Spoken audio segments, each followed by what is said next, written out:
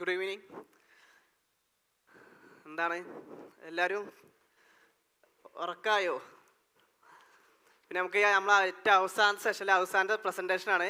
ഒരു 5 മിനിറ്റ് നമുക്ക് വളരെ പെട്ടെന്ന് തീർത്ത് നമുക്ക് ഇതിൻ്റെ സമാപനം, അത് കഴിഞ്ഞിട്ട് നമ്മുടെ ഒരു മ്യൂസിക്കൽ പരിപാടി ഉണ്ട്, അതും കണ്ട് വൈൻഡ് അപ്പ് ചെയ്യാം. ഇപ്പോൾ വളരെ സിമ്പിളായിട്ട് നമുക്ക് പറയാം. ഈ ഒരു സെഷൻ്റെ ലാസ്റ്റ് ഉള്ള ഈ പ്രസൻറ്റേഷൻ സെഷൻ്റെ ഒരു ഐഡിയ ആണ് നമ്മൾ പറയാൻ പോണത്. അത് എങ്ങനെ മെഡിക്കൽ ഫെർട്ടിലിസവുമായിട്ട് ബന്ധപ്പെട്ടിരിക്കുന്നു എന്നാണ് നമ്മൾ ഈ ഒരു പ്രസൻറ്റേഷനിൽ പറയാൻ പോകുന്നത്. ഈ ഡെമോക്രറ്റൈസിങ് ഹീലിംഗ് കമ്മ്യൂണിറ്റി ലെഡ് മോഡൽസ്, ഇതാണ് ഈ സെഷനുമായി ബന്ധപ്പെട്ട് അല്ലെങ്കിൽ ഈ സെഷനിൽ നമുക്ക് പറയാനുള്ളത്. ഓക്കെ, അതിലെന്താണ് ഡെമോക്രറ്റൈസിങ് ഹീലിംഗ്, എങ്ങനെയാണ് ഹീലിങ്ങിനെ ഡെമോക്രറ്റൈസ് ചെയ്യാം, അല്ലെങ്കിൽ അതുകൊണ്ട് എന്താണ് ഉദ്ദേശിക്കുന്നത് എന്ന് നമ്മൾ ആലോചിക്കാം. എന്ന് വെച്ചാൽ shifting care from expert-led charity to community-led participatory healing grounded in solidarity, dignity and community well-being. എന്ന് പറയാൻ നമ്മൾ ഇപ്പോൾ നമ്മൾ കണ്ടുകൊണ്ടിരിക്കുന്ന കെയറിനെ കുറച്ചും കൂടി കെയറിന് ഡിഗ്നിറ്റി, അവർക്ക് കൃത്യമായിട്ടോ ഡിഗ്നിറ്റി കൊടുത്ത് നമ്മൾ ആദ്യം കണ്ട സെഷനിൽ നബീലാമയും പറഞ്ഞിരുന്നു, നമ്മൾ വരുന്ന ഒരാൾ ആരാണ് നമ്മൾ മുമ്പിൽ വരുന്ന ഒരു പേഷ്യൻ്റ് ആവട്ടെ, ഒരു എന്തിനും തെറാപ്പിക്ക് വരുന്ന ആളാവട്ടെ, ഇവരെ ഡ്രസ്സോ ഇവരെ വേഷമോ ഇവരെ ബാക്ക്ഗ്രൗണ്ടോ വേറെ എന്ത് സംഭവം നോക്കാതെ എല്ലാവർക്കും ഒരേപോലത്തെ ഡിഗ്നിറ്റി കൊടുത്ത് അവരെ കൃത്യമായിട്ട് അവരെ എന്ത് ചെയ്യണം, ഹീൽ ചെയ്യണം. അവർക്ക് വേണ്ടി നമ്മൾ മുമ്പോട്ട് നിൽക്കണം എന്നാണ് ഇതിൽ ആദ്യത്തെ ഒരു വലിയ പോയിന്റ് പറയാനുള്ളത്. അതുപോലെ തന്നെ ഈ ഒരു നേരത്തെ പറഞ്ഞ പോലെ ഹൈറാർക്കിയൊക്കെ ബ്രേക്ക് ചെയ്ത് അത് ഒരു പീപ്പിൾ സെൻട്രി, പീപ്പിൾ ഇതിനെ ഒരു കോ പ്രൊഡ്യൂസർ ആവണം, അല്ലെങ്കിൽ ഈ കമ്മ്യൂണിറ്റി മൊത്തം ഇതിനെ സഹായിക്കുന്ന രീതിയിലേക്കുള്ളൊരു ട്രീറ്റ്മെൻറ്റ് അതിൽ കെയർ ആയത് മാറും. അതുപോലെ തന്നെ ഇതിൻ്റെ ഒരു മെയിൻ 4 പ്രിൻസിപ്പിൾസ് ഉണ്ട്. കെയർ കൊടുക്കുന്നു, നേരത്തെ പറഞ്ഞ ഡിഗ്നിറ്റി, അതുപോലെ തന്നെ സോളിഡാരിറ്റി, അതുപോലെ കമ്മ്യൂണിറ്റി വെൽബീയിങ്. കൃത്യമായിട്ട് ഒരു ഇൻഡിവിജ്വൽ കെയറിൽ നിന്ന് മാറി ഒരു കമ്മ്യൂണിറ്റി മൊത്തമായിട്ട് ഒരാളെ വെൽബീയിങ് അല്ലെങ്കിൽ അവർക്ക് വേണ്ടി മുമ്പോട്ട് നിൽക്കുക എന്നുള്ളതാണ് ഇതുകൊണ്ട് ഉദ്ദേശിക്കുന്നത്. അത് നമ്മൾ ഈ പരിപാടിയുടെ മെയിൻ ഐഡിയ, ഈ ഒരു നമ്മളെ മെഡിക്കൽ സമ്മിറ്റ് മെയിൻ ഐഡിയ ആയിട്ട് മുമ്പോട്ട് വെച്ചാണ് care as A fraternal practice എന്നാണ് നമ്മൾ പറഞ്ഞത്. പക്ഷേ പ്രാക്ടീസ് അല്ല ശരിക്കും വേണ്ടത്, ഫ്രട്ടേണൽ പ്രാക്സിസ് എന്നാണ് വേണ്ടത്. പ്രാക്ടീസ് എന്ന് വെച്ചാൽ ജസ്റ്റ് ഒരു മീനിങ് പറയുന്നത് നമ്മൾ ജനറലായിട്ട് നമ്മൾ ചെയ്തുകൊണ്ടിരിക്കുന്ന ഒരു പണി, നമ്മൾ ഡെയിലി ചെയ്തുകൊണ്ടിരിക്കുന്ന ഒരു പണിയാണ് പ്രാക്ടീസ്. പക്ഷേ പ്രാക്ടീസ് ആകുമ്പോൾ കുറച്ചൊരു തോട്ട്ഫുള്ളായിട്ട് ഒരു മുമ്പിൽ ഒരു പേഷ്യൻ്റ് ഒരാൾ കെയർ കൊടുക്കുമ്പോൾ അത് എങ്ങനെ തോട്ട്ഫുള്ളായിട്ട് കുറച്ചും കൂടി മൂല്യാധിഷ്ഠിതമായിട്ട് എങ്ങനെ ഒരാൾക്ക് കെയർ കൊടുക്കുന്നു, അവിടെയാണ് ഈ പ്രാക്ടീസും നമ്മൾ വ്യത്യാസം വേണ്ടത്. അപ്പോൾ ശരിക്കും വേണ്ടത് ഒരു care as A fraternal practice എന്നാണ്, ഫ്രട്ടേണൽ പ്രാക്ടീസ് അല്ല വേണ്ടത്. അതൊന്ന് ഇത് സമീപിച്ച് പോവാണ്. പിന്നെ അതിൽ ഇത് ആർക്കാണ് ഈ കെയർ കൊടുക്കേണ്ടത്, ഇതിലെ ഫോക്കസ് ഗ്രൂപ്പ്സ് ആരൊക്കെയാണ്? നമ്മൾ പറയുമ്പോൾ ടെർമിനലി ഇൽ പേഷ്യൻ്റ് എന്ന് പറഞ്ഞാൽ മാരാരോഗം കൊണ്ട് വീടുകളിൽ നിൽക്കുന്ന ടെർമിനലി ഇൽ പേഷ്യൻസ് ആവട്ടെ, അഥവാ റൂറൽ അൺഡിസേർവ്ഡ് കമ്മ്യൂണിറ്റീസ് എന്നാൽ റൂറൽ ഏരിയാസ് എന്ന് പറഞ്ഞാൽ ഇപ്പോൾ റൂറൽ ആവട്ടെ, അല്ലെങ്കിൽ കൃത്യമായിട്ട് ഇവർക്ക് ആക്സസ് കിട്ടാത്ത അങ്ങനത്തെ ബാരിയേഴ്സ് ഉള്ള, ഇപ്പോൾ അട്ടപ്പാടി പോലത്തെ ഏരിയാസ് എടുക്കുക, അവിടെ അവർക്ക് കൃത്യമായിട്ടൊരു ആക്സസ് കിട്ടില്ല, അതുപോലെ അവർക്ക് അഫോർഡബിലിറ്റി കിട്ടില്ല, അവർക്ക് കൃത്യമായിട്ട് അവയർനെസ് പോലും ഇല്ല. ഇപ്പോൾ സിക്കിൾ സെൽ അനീമിയ ഒക്കെ അവിടെ സ്ഥിരമായിട്ട് വരാൻ അല്ലെങ്കിൽ ഉണ്ടാവാൻ കാരണം കൃത്യമായ അവയർനെസ് ഇല്ല എന്നുള്ള ഒരു പോയിന്റ്. അതുപോലെ അവിടേക്ക് ആക്സസ് ഇല്ല എന്ന പോയിന്റാണ്. അല്ല അവരെ മാറ്റി നിർത്തപ്പെടുന്നത്, ജനങ്ങളുടെ ഒരു വിഭാഗം നിന്ന് ജാതീയ വംശീയമായിട്ട് അവരെ മാറ്റി നിർത്തപ്പെടുന്ന ഒരു സ്ഥലമാണ് അട്ടപ്പാടി അങ്ങനെയുള്ള ഏരിയാസ്. അതുപോലെ തന്നെ ഡിസാസ്റ്റർ അഫക്റ്റഡ് പോപ്പുലേഷൻ എന്ന് പറഞ്ഞാൽ നമ്മളെ മുമ്പിൽ നമുക്ക് എക്സാമ്പിൾ ഉണ്ട്. 2024 വന്ന മുണ്ടക്കൈ പോലെ ഏരിയ, ആ ഏരിയാസിലാണ് ഇതിലെ മൂന്നാമത്തെ ഗ്രൂപ്പ്സ് ഫോക്കസ് കൊടുക്കും. അവിടെ കൃത്യമായിട്ട് വളരെ പെട്ടെന്നായിട്ട് ഇമ്മീഡിയറ്റ് റിലീഫ് കൊടുക്കണം. അതുപോലെ തന്നെ അവർക്ക് കണ്ടിന്യൂസ് ആയിട്ട് അപ്പോൾ മാത്രമല്ല പിന്നെയും കയറി കൊടുക്കും. അതുപോലെ സൈക്കോ സോഷ്യൽ ആയിട്ടുള്ള സൈക്കോളജിക്കൽ ഫസ്റ്റ് എയ്ഡ്സും സപ്പോർട്ടും കാര്യങ്ങളൊക്കെ അവർക്ക് കിട്ടേണ്ട ഒരു ആവശ്യമുണ്ട്. പിന്നെ ഇതിൽ ഈ ഒരു ഗ്രൂപ്പ്സിൽ പോകുമ്പോൾ നമ്മളെപ്പോഴും വരുന്ന കുറച്ച് ചലഞ്ചസ് പറയുക, അവിടെയുള്ള ഇൻഫ്രാസ്ട്രക്ചർ ലിമിറ്റഡ് ഹെൽത്ത് കെയർ ആണ്. അതുപോലെ തന്നെ ഷോർട്ടേജ് ഓഫ് ട്രെയിൻഡ് പ്രൊഫഷണൽസ് കുറവായിരിക്കും. അതുപോലെ തന്നെ ആ ആക്സസിബിലിറ്റി ഇഷ്യൂസ് ഉണ്ടാവും. പിന്നെ ഫൈനാൻഷ്യൽ കൺസ്ട്രെയിൻസ് ഒക്കെ ഉണ്ടാവും. ഞാനൊക്കെ താലൂക്ക് ഹോസ്പിറ്റലിൽ വർക്ക് ചെയ്യുന്നത്, അതുപോലെ തന്നെ പുറത്ത് പ്രൈവറ്റ് ക്ലിനിക്കിൽ വർക്ക് ചെയ്യുന്നുണ്ട്. ഈ പ്രൈവറ്റ് ക്ലിനിക്കിൽ വർക്ക് ചെയ്യുമ്പോൾ ഹോം കോൾസ് ഒക്കെ വരും. ഹോം കോൾസ് വരുമ്പോൾ ഈ നേരത്തെ പറഞ്ഞ ടെർമിനൽ ഇൽ പേഷ്യൻസ് വരുമ്പോൾ 60 വയസ്സ് കഴിഞ്ഞാൽ വലിയ സ്ട്രോക്കൊക്കെ വന്നാൽ അവർക്ക് അധികം ചികിത്സിക്കാൻ പണമില്ലാത്തതുകൊണ്ട് അവർ വീട്ടിൽ കിടത്തി അങ്ങനെ പോവുകയാണെങ്കിൽ പോട്ടെ ആ രീതിയിലാണ്. പലപ്പോഴും നമ്മൾ പറയും ഡോക്ടറെ ഇങ്ങനെ ചെയ്തിട്ട് വലിയ കാര്യം ഉണ്ടാ, വലിയ ഹോസ്പിറ്റലിൽ കൊണ്ടുപോയിട്ട് കാര്യമുണ്ട്. അവർക്ക് പോകേണ്ടത് നേരത്തെ കഫിഖാൻ പറഞ്ഞ പോലെ ഇവിടെ കൃത്യമായ പ്രൈവറ്റ് ഹോസ്പിറ്റൽ തന്നെ പോകേണ്ടി നല്ല ട്രീറ്റ്മെൻറ്റ് കിട്ടാൻ. ആ പ്രൈവറ്റ് ഹോസ്പിറ്റലിൽ പോകാനുള്ള ഒരു ഫൈനാൻഷ്യൽ ഫൈനാൻഷ്യൽ അവർക്ക് ഉണ്ടാവില്ല. അതുകൊണ്ട് അവർ വളരെ പെട്ടെന്ന് തന്നെ അതെങ്ങനെയൊക്കെ ഒരു ട്രിപ്പൊക്കെ ഇട്ട് അല്ലെങ്കിൽ എന്തെങ്കിലും കൊടുത്ത് ഒരു ഇഞ്ചക്ഷൻ കൊടുത്തിട്ട് വീട്ടിൽ തന്നെ ഇരുത്താൻ പറ്റുമോ ചോദിക്കണം. ആ രീതിയിലേക്കാണ് കേരളത്തിലെ ഒരു 75% ഫാമിലീസിലെ ഒരു പ്രശ്നങ്ങളുള്ളത്. അപ്പോൾ ഇങ്ങനെയുള്ള ഏരിയാസിലൊക്കെ ഇതൊരു ചലഞ്ചസ് ആണ്. ഈ ചലഞ്ചസിനെ എങ്ങനെ ഓവർകം ചെയ്യാം, ഇതിൽ കുറച്ച് കാര്യം പറയാണ്ട് ഞാൻ ഇത് സ്കിപ്പ് ചെയ്ത് പോവാണ്. എന്ന് പറയാൻ വളരെ കൃത്യമായിട്ടൊരു മൊബിലൈസ്ഡ് ക്ലിനിക്ക്, ചെറിയ ക്ലിനിക് സെറ്റപ്പ്, അതുപോലെ തന്നെ അവർക്ക് കൊടുക്കാൻ പറ്റുന്ന സൈക്കോ സോഷ്യൽ സപ്പോർട്ടും, അതുപോലെ തന്നെ ഈ ട്രസ്റ്റ് ആൻഡ് നെറ്റ്വർക്ക്സ് എന്ന് പറഞ്ഞാൽ നമ്മുടെ നാട്ടിലുള്ള ട്രസ്റ്റ് ഗ്രൂപ്പ്സ് ഉണ്ടാവും. ആ ഗ്രൂപ്പ്സൊക്കെ കൂടിയുള്ള ഒരു ഏകോപിപ്പിച്ച ഒരു രീതിയിൽ മാത്രമാണ് നമുക്കൊരു ഇത് കൊടുക്കാൻ പറ്റുള്ളൂ.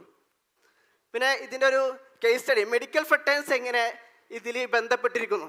ഞാൻ ആദ്യം പറയും മെഡിക്കൽ ഫെട്ടേൺസിൻ്റെ ഈ ഒരു കമ്മ്യൂണിറ്റി ഹീലിംഗ് എങ്ങനെ, അല്ലെങ്കിൽ ഡെമോക്രട്ടസി ഹീലിംഗിൽ എന്തൊക്കെ ചെയ്തിട്ടുണ്ട്, അല്ലെങ്കിൽ അതുമായി ബന്ധപ്പെട്ടുള്ള ഒരു കേസ് സ്റ്റഡിയാണ് പറയാതിരിക്കുന്നത്. ഇതൊരു വീഡിയോ ആണ്, ഇതെല്ലാം കണ്ടിട്ടുണ്ടാവും വിചാരിക്കുന്നു. നമ്മൾ കോഴിക്കോട് മെഡിക്കൽ കോളേജിൽ അഫ്ര ചെയ്ത വീഡിയോ ആണ്, പോയുള്ള വീഡിയോ ആണ്. ഇതാണ് സ്കിപ്പ് ചെയ്യാണ്, എല്ലാവരും കണ്ടിട്ടുണ്ടെന്ന് വിചാരിക്കുന്നു.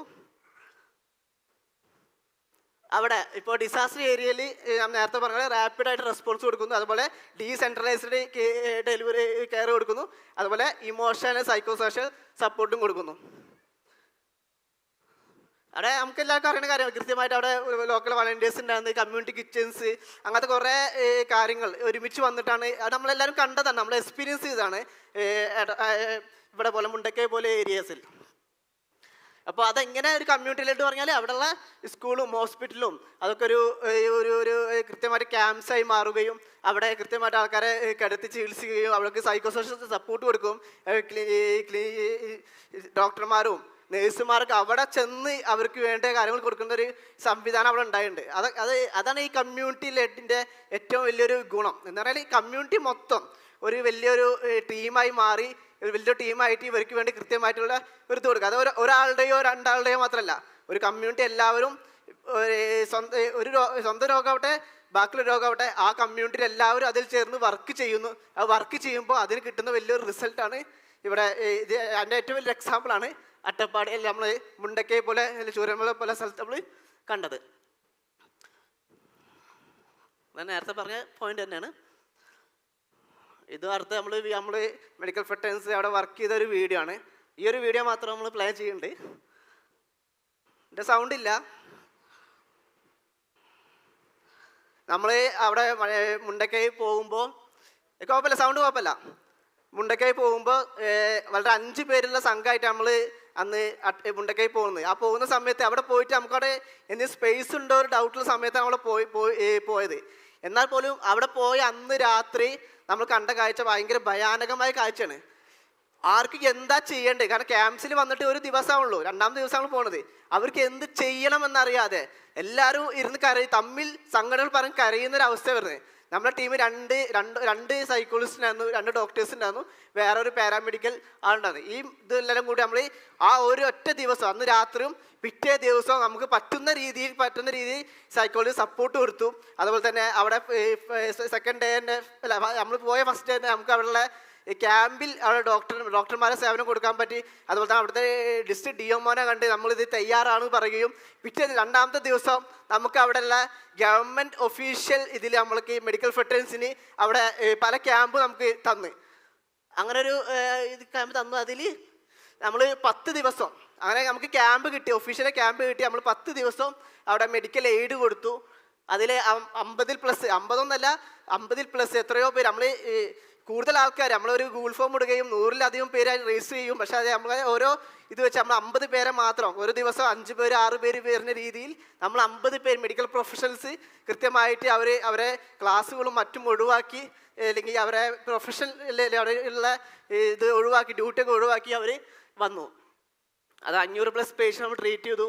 അതുപോലെ 700+ സൈക്കോളജിക്കൽ ഫസ്റ്റ് എയ്ഡ്സ് കാരണം നമ്മൾ ഈ മെഡിക്കൽ ഇപ്പോൾ ഇവിടെ സൈക്കോളജിസ്റ്റ് പറഞ്ഞു മെഡിക്കൽ ഫീൽഡിൽ പെട്ടതാണോ ഞങ്ങൾ എന്തോ ഡൗട്ട് ഉള്ളതുകൊണ്ട് തന്നെ ആദ്യം സൈക്കോളജിസ്റ്റ് എന്നൊരു സംഭവത്തെ നമ്മൾ അതേ ഏരിയാസ് നമ്മൾ എക്സ്പ്ലോർ ചെയ്തിട്ടുണ്ടായില്ല. പക്ഷേ ഈ ഒരു സംഭവം വന്നപ്പോൾ നമുക്ക് കുറേ സൈക്കോളജിസ്റ്റ് നമ്മളെ എൻക്വയറി ചെയ്യുകയും കൃത്യമായിട്ട് മുണ്ടക്കൈ ഇതിൽ വരികയും കൃത്യമായിട്ട് 700 പ്ലസ് ഫസ്റ്റ് എയ്ഡ്സ് പറഞ്ഞാൽ ക്യാമ്പ്സിൽ മാത്രമല്ല, നമ്മളവിടെ വീടുകളിൽ ഇതിൽ 100-100ഓളം വീടുകളിൽ പോയിട്ട് കൃത്യമായിട്ട് 2-3 ടീമുകളായിട്ട് അവിടെ സൈക്കോളജിക്കൽ ഫസ്റ്റ് എയ്ഡ് കൊടുക്കാൻ നമുക്ക് പറ്റിയിട്ടുണ്ട്. അതുപോലെ തന്നെ 5+ ക്യാമ്പ് സർവീസ്, അതുപോലെ മൊബൈൽ യൂണിറ്റ് പറഞ്ഞാൽ ചൂരൽമഴ കഴിഞ്ഞിട്ട് മുണ്ടക്കൈക്ക് മൊബൈൽ യൂണിറ്റ് ആയിട്ട് 2 ടീമായിട്ട് നമ്മൾ ഒരു 2-3 ദിവസം അവിടെ വർക്ക് ചെയ്തിട്ടുണ്ട്. അപ്പോൾ ഇതാണ് മെഡിക്കൽ ഫിറ്റ്നസ് അവിടെ ചെയ്തത്. ഒരു ഇമ്മീഡിയറ്റ് എമർജൻസി റെസ്പോൺസ് വന്നപ്പോൾ നമ്മൾ കൃത്യമായിട്ട് അവിടെ നമ്മളൊരു ലോക്കൽ ടീം ഉണ്ടാകുന്നത് EMFൻ്റെയും അതുപോലെ തന്നെ പീപ്പിൾ ഫൗണ്ടേഷൻ്റെ ടീമായിട്ട് നമ്മൾ കൊളാബ് ചെയ്യുകയും അവരുടെ സഹായത്തോടെ നമ്മൾ അവിടെ വർക്ക് ചെയ്യാൻ നമുക്ക് സാധിക്കുകയും അങ്ങനെ ഒരു ടീമായിട്ട് വർക്ക് ചെയ്യാനും പറ്റി. ഇത് നമ്മളൊരു വീഡിയോ ആണ്, ഇത് പ്ലേ ചെയ്യണില്ല. അപ്പോൾ ഇതിനെ മൊത്തം നമ്മൾ ഉദ്ദേശിക്കുന്നത് നമ്മളെ ഒരു health care must be inclusive and participatory. അത് ഭയങ്കര ഇൻക്ലൂസീവ് ആവണം എന്ന് പറഞ്ഞാൽ അത് നമ്മളെ കെയർ നമ്മളെ സ്വന്തം മാത്രമല്ല, നമ്മൾ ഏത് കെയർ ആവട്ടെ, നമ്മളെ കെയർ ആവട്ടെ, ബാക്കിയുള്ള കെയർ ആവട്ടെ, നമ്മുടെ നാട്ടിൽ ഒരാൾ ഏത് കെയർ ആവട്ടെ, അത് കുറച്ചൊരു ഇൻക്ലൂസീവായിട്ട് നാട്ടുകാർ മൊത്തം ഏർപ്പെടുന്ന രീതിയിൽ ഒരു പാർട്ടിസിപ്പേറ്ററി രീതിയിലേക്ക് മാറണം. അതുപോലെ തന്നെ ഈ ഒരു കമ്മ്യൂണിറ്റി, അതായത് ഈ കമ്മ്യൂണിറ്റിയുടെ പവർ ഉണ്ട്. ഇവർ കമ്മ്യൂണിറ്റി കൃത്യമായിട്ട് വർക്ക് ചെയ്താൽ അത് ഭയങ്കര ഒരു വലിയൊരു പവർ ഏജൻ്റായി കെയറിൻ്റെ ഒരു പവർ ഏജൻ്റായിട്ട് മാറാൻ സാധിക്കും. അതുപോലെ തന്നെ ഈ ഒരു സോളിഡാരിറ്റിയാണ് കൃത്യമായിട്ടുള്ള ഒരു ഹീലിംഗ് കിട്ടുക. ഇതാണ് ഒരു ഡെമോക്രാറ്റിക് ഹീലിംഗ് പറഞ്ഞാൽ ഇങ്ങനെയുള്ള ഒരു സോളിഡാരിറ്റിയും ഡിഗ്നിറ്റി വെച്ചുള്ള മൊത്തം കമ്മ്യൂണിറ്റീസ് വെൽബീങ് ആണ് ഈ ഒരു കൃത്യമായിട്ട് നമുക്കൊരു ഹീലിംഗ് ചെയ്യാൻ സാധിക്കുക. ഇപ്പോൾ കൺക്ലൂഷൻ നമുക്ക് പറയാം, democratic healing transforms health care into shared human and accessible system built on dignity and solidarity.